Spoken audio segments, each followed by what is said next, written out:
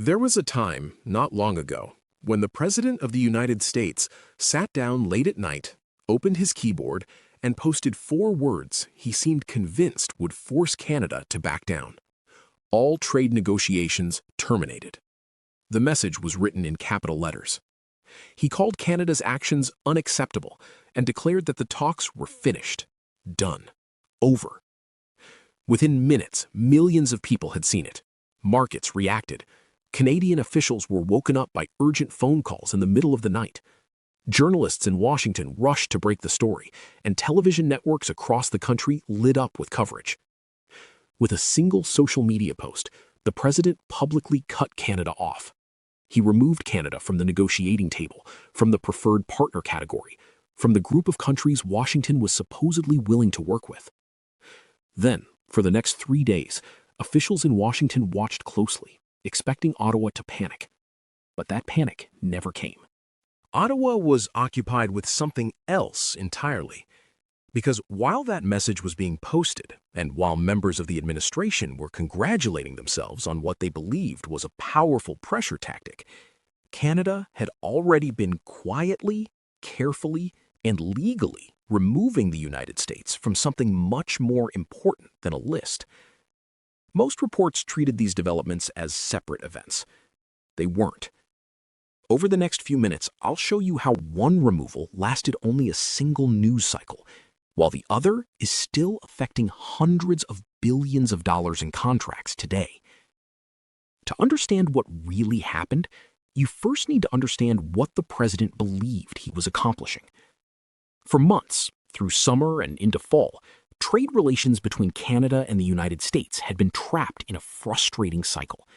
Washington imposed tariffs, Canada responded. Negotiations started, negotiations stalled. More tariffs arrived. More retaliation followed. The process repeated itself again and again. By October, discussions were still technically underway. Canadian officials had already made 2 trips to Washington, and Prime Minister Mark Carney had personally visited the Oval Office on October 7th to meet face-to-face with the president. There was a framework in place. It wasn't perfect. It was fragile and uncomfortable, but it was functioning. Its purpose was simple: reach an agreement before the review deadline for the Continental Free Trade Pact, governing more than $1 trillion in yearly trade between the 2 neighboring countries. Then, Ontario Premier Doug Ford launched an advertisement.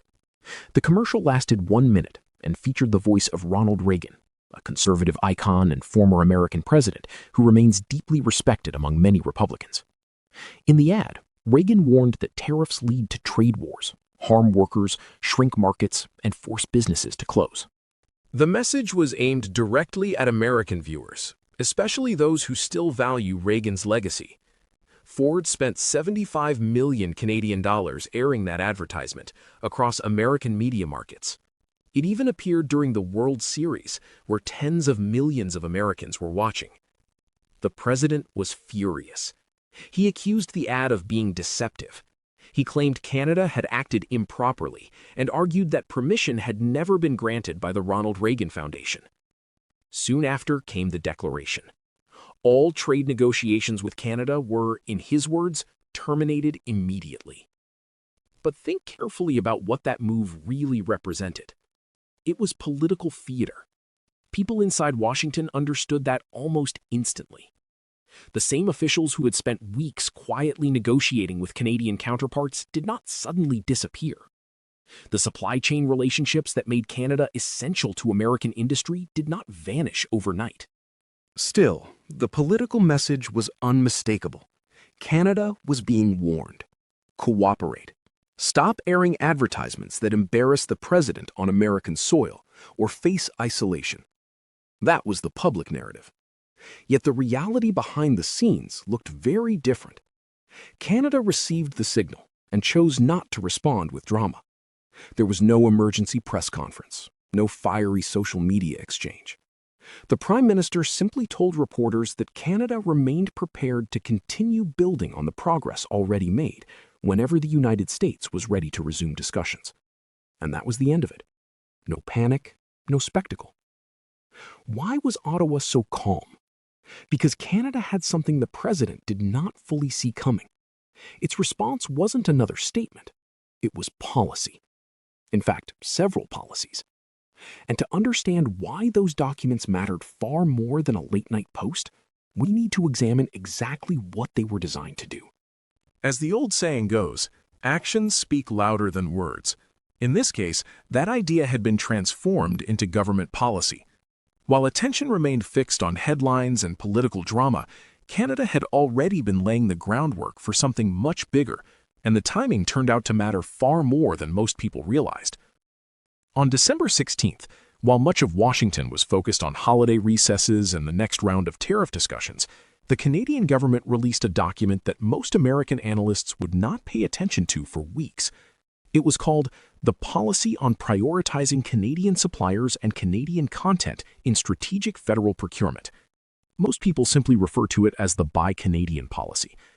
In simple terms, the federal government had changed the rules governing who could sell goods and services to Canada. This was not a minor adjustment or a temporary measure. It was broad, structural, and clearly designed to have long-term impact. The policy applies to key sectors at the center of Canada's economy: defense and security, healthcare and pharmaceuticals, infrastructure and construction, information and communications technology, including software, computers, and networks, as well as industrial goods. Across all of these sectors, federal procurement now gives Canadian suppliers a built-in advantage over foreign competitors. The system is precise and legally structured. When bids are evaluated, Canadian suppliers receive a pricing preference during the scoring process.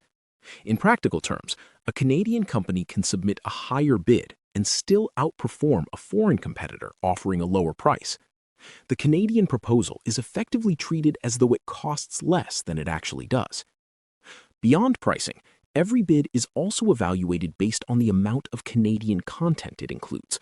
The more Canadian content involved, the stronger the score. The stronger the score, the greater the likelihood of winning the contract. These two factors work together, consistently directing the advantage toward domestic suppliers. The numbers make the impact easier to understand.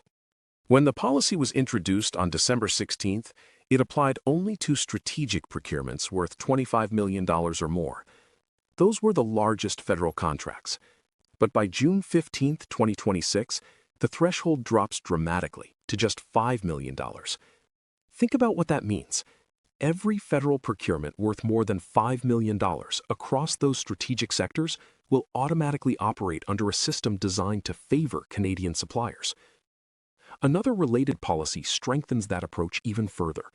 Certain materials used in major federal projects, including steel, aluminum, and wood products, must now be manufactured or processed in Canada rather than merely sold by a Canadian company. That distinction closes a loophole many foreign firms had relied on for years. An American company could once sell through a Canadian subsidiary while keeping production facilities in the United States and still qualify for federal work. That path is becoming increasingly difficult. Yet the Buy Canadian policy was only one part of a larger strategy. Canada did not simply prioritize domestic suppliers. It also established rules determining who could compete in the first place. Months earlier, on July 14, 2025, well before the president announced that trade negotiations were terminated, Canada introduced the Interim Policy on Reciprocal Procurement. The key word was reciprocal. The principle behind it was straightforward but powerful. Foreign suppliers could compete for Canadian federal contracts only if their own countries provided Canadian companies with comparable access to government procurement opportunities. Read that carefully. If your country allows Canadian businesses to bid on public contracts, your companies can compete in Canada. If your country blocks Canadian access or imposes barriers that effectively keep Canadian products out, your companies lose access to Canadian federal procurement opportunities. Now consider where the United States stood under that framework. Buy American requirements, tariffs on Canadian steel and aluminum, and a growing list of trade restrictions had already created significant barriers. Through its own policies, Washington had effectively weakened its claim to reciprocal access. Canada did not need to explicitly remove the United States from the list. American policy had already done most of the work. Ottawa simply formalized the reality those policies had created. The practical consequences were significant. Exclusion was not imposed suddenly. It developed gradually through decisions made in Washington and then reflected in Canadian law. After that, provincial governments began taking similar steps. Ontario moved first and moved aggressively. On March 4, 2025, the provincial government announced that American-based companies would be barred from provincial procurement opportunities as long as U.S. tariffs on Canadian exports remained in place. The province later formalized that decision through its procurement restriction policy, applying the measure retroactively to early March. Ontario is not just another province. It is Canada's largest provincial economy and the center of much of the country's industrial activity. Across ministries, public agencies, hospitals, and universities, American companies were finding themselves pushed out of opportunities they had long considered routine. Ontario was not alone. Other provinces began introducing similar restrictions, each building on the federal framework and gradually closing doors that American firms had walked through for years without hesitation. When you step back and look at the bigger picture, a clear pattern emerges. This was not one decision made on a single day by a single government office. It was a layered strategy developed piece by piece over many months. The reciprocal procurement policy arrived in July. Ontario's restrictions followed in the spring. The federal Buy Canadian framework came in December. The domestic manufacturing requirements for steel, aluminum, and wood strengthened the system even further. Each layer reinforced the next. The Prime Minister, a former central banker who spent much of his career studying how economies function beneath the surface, was not focused on generating headlines. He was focused on building a system. And while public attention remained fixed on political statements and late-night social media posts, that system was already nearing completion. Years of watching trade disputes reveal a simple truth. The side that shapes the framework often shapes the outcome, regardless of who dominates the headlines. This is where the story becomes far less theoretical, because procurement policy sounds like paperwork until you start seeing the businesses affected by it. Imagine a mid-sized American technology company that had maintained a standing agreement with the Canadian federal government for more than a decade, providing enterprise software services under a contract renewed every few years. It was reliable revenue, supported through a Canadian subsidiary that existed under an American parent company. Then, after the new framework arrived, a notice was sent. The agreement would not be renewed. Under the updated evaluation system, bids were now judged heavily on Canadian content. Software primarily developed in the United States and hosted through American infrastructure no longer scored competitively enough. The contract was awarded to a Canadian company instead. More than a decade of business disappeared with a single decision. Now, multiply that scenario across hundreds of firms. Defense contractors that had supplied equipment and components to Canadian military programs for years. Pharmaceutical companies whose products moved through federal supply chains. Construction firms whose steel, aluminum, and wood products now faced domestic manufacturing requirements. The exclusion of American companies from Canadian procurement is not slowing down. It is expanding. As the threshold drops and more contracts fall under these rules, the effects become larger and more widespread. And this is where the two stories begin to intersect in a way that should concern anyone paying attention to shifting economic influence. Vacuums rarely stay empty. The moment Canadian procurement policies started placing American suppliers at a disadvantage, other countries began stepping into the space. European companies already connected to Canada through existing trade agreements found themselves in a strong position.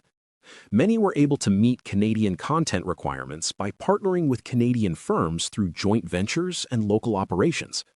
At the same time, growing defense cooperation between Canada and Europe created new opportunities for European defense manufacturers to work directly with Canadian industry on federal projects. South Korean companies, already linked to Canadian supply chains, started expanding their Canadian presence so they could qualify more effectively under the new system. Japanese firms followed a similar path. These were not small players entering the market. They were some of the world's most competitive industrial companies. The reciprocal procurement model works both ways. Countries that provide Canada with access receive access in return. Canada maintains trade relationships with Europe, with nations across the Pacific region, and with partners around the world. As a result, suppliers from those countries often find themselves operating within a framework that works in their favor. American firms, meanwhile, face a system where the balance has shifted away from them. Canada did not simply remove America from a position it once held. It created conditions where trusted partners from Europe, South Korea, Japan, and other regions could fill the space that American companies gradually left behind through the consequences of tariff policies and trade restrictions. What makes this particularly difficult to reverse is the fact that these relationships deepen over time. Every new Canadian office opened by a foreign company, every Canadian worker hired, every contract awarded under the new framework strengthens those ties. Each investment becomes another piece of infrastructure supporting a new economic reality. With every passing quarter, the road back becomes narrower. Now return to that late-night declaration. All trade negotiations with Canada are hereby terminated. The president removed Canada from a negotiating list, a list entirely under his control, and one that could be restored just as easily as it was removed. It existed within the political world, dependent on statements, announcements, and shifting public messaging. In fact, only days later, he was already speaking positively about the relationship again, suggesting progress had been made and that discussions could continue. The list returned almost as quickly as it had disappeared, because lists can be changed with a few words. Canada, meanwhile, was building something much more durable, a procurement framework covering 5 strategic sectors, a scoring system that favors domestic suppliers, a reciprocal access policy that limits participation from countries whose own trade barriers prevent equal treatment, provincial restrictions in the country's largest economy, a threshold reduction that expands the framework to contracts above $5 million. Beneath all of it was a gradual shift in supply chains away from American companies and toward Canadian, European, and Asian partners. One side removed Canada from a list that dominated headlines for a few days. The other side created a system that continues to affect procurement decisions worth hundreds of billions of dollars. Revenue streams that had supported American corporations for decades are now being redirected through a different framework. When the view widens beyond Canada and the United States, the broader pattern becomes easier to see. European governments questioning the reliability of American policy have been strengthening economic ties with Canada. South Korea and Japan have also expanded their engagement as they observe the same developments. The trend appears in multiple regions. When American policy becomes more inward-looking and unpredictable, other countries do not simply wait. They adapt. They form new partnerships and build alternative pathways. Canada, positioned directly beside the United States, has increasingly presented itself as a stable and open partner at a moment when stability and openness carry growing value. That contrast sits at the center of this story. One side speaks loudly, while the other works quietly. One side makes announcements, while the other builds systems. One side controls headlines, while the other shapes structures. And that may be the most important lesson of all. Political power often operates through statements, press conferences, social media posts, and public displays of strength. Economic power operates differently. It moves through policies, legal frameworks, procurement systems, and long-term decisions that quietly reshape markets until the changes become difficult to undo. By the time someone decides to reverse course, the supply chains, partnerships, and investments have already moved elsewhere. Now, go back to that late-night announcement. All trade negotiations with Canada are hereby terminated. The president removed Canada from a negotiating list, a list he controlled completely, a list that could be restored at any moment with another statement, another press conference, or another social media post. And that is exactly what happened. Within days, he was already telling reporters that relations were improving again, that discussions could continue, and that the door remained open. The list returned almost as quickly as it disappeared, because lists are temporary. They can be rewritten overnight. But what Canada was building was something entirely different. It was constructing a procurement framework covering 5 strategic sectors. It created built-in advantages for domestic suppliers during contract evaluations. It established reciprocal access rules that limit participation from countries whose own policies restrict Canadian businesses. It supported province-wide restrictions in Canada's largest economy. It lowered the procurement threshold so that contracts above $5 million would fall within the system. And underneath all of that, it quietly redirected supply chains away from American firms and toward Canadian, European, and Asian partners. The president removed Canada from a list that dominated headlines for a few days. Canada, meanwhile, moved America out of a procurement ecosystem worth hundreds of billions of dollars, an ecosystem that had generated revenue for American companies for decades. Now, take a wider view, because Canada is not acting in isolation. Look at where many of its dependable partners stand today. Europe, increasingly uncertain about American reliability, has been strengthening economic and strategic ties with Canada. South Korea and Japan have been expanding their presence as well, responding to the same shifts they see unfolding in Washington. The pattern is becoming harder to ignore. When American policy turns inward or becomes unpredictable, the rest of the world does not stop moving. It adapts. It creates alternatives. Canada, sitting directly beside the United States, has positioned itself as a stable and accessible partner at a time when those qualities have become increasingly valuable. That contrast sits at the center of the entire story. One side speaks loudly, while the other works quietly. One side makes announcements, while the other builds systems. One side controls a list, while the other controls a framework. And that leads to the deeper lesson running through all of this. Political influence often operates through headlines, declarations, public statements, and displays of strength. Economic influence works differently. It moves through policies, contracts, legal structures, and procurement frameworks that develop quietly over time until they become deeply embedded.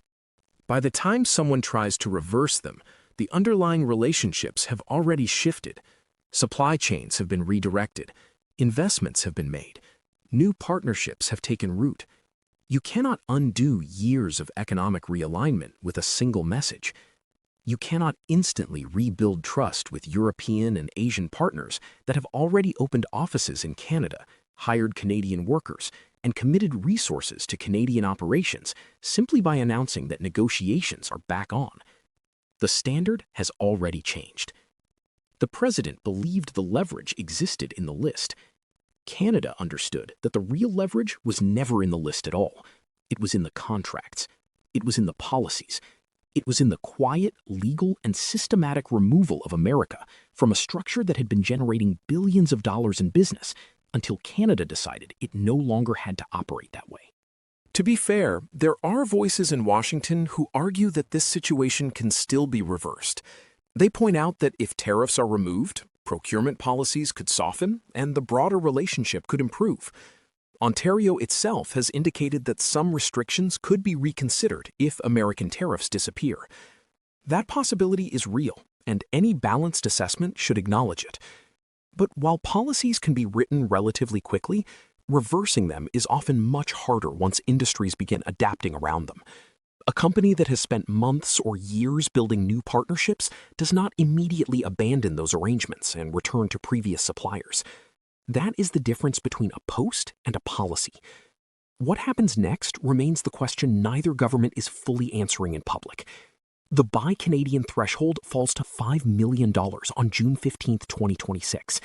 That date is only weeks away. Once it takes effect, every American company competing for Canadian federal contracts above that value in defense, healthcare, infrastructure, technology, and industrial sectors will face this framework directly. The reciprocal procurement policy is also expected to expand later in the year, shifting attention away from the location of a supplier and toward the actual origin of the goods and services being provided. If that happens, the barriers become even tighter. In addition, a permanent system is expected to replace the interim framework, further solidifying these changes. So pay attention to the calendar, not just the headlines. Watch June 15th. Watch the rollout of the permanent policies. Because the list that removed Canada lasted for one news cycle. the system that removed America could remain in place for years. And unlike a midnight social media post, that process is still happening right now.